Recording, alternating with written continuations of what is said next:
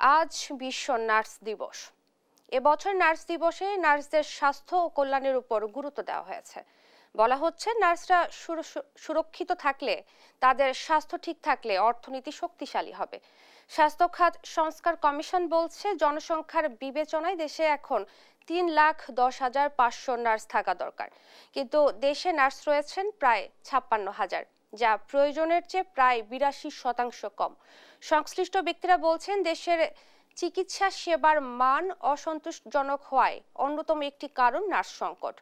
রোগগ্রস্ততা ও মৃত্যুহার কমানো, হাসপাতালে রোগীর সন্তুষ্টি, আবার হাসপাতালে ভর্তি না হওয়া বা রোগের ক্ষেত্রে জটিলতা দূর করতে নার্সের ভূমিকা গুরুত্বপূর্ণ।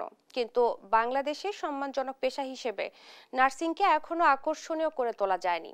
পাশাপাশি নার্সিং শিক্ষার ক্ষেত্রেও দেশ পিছিয়ে আছে।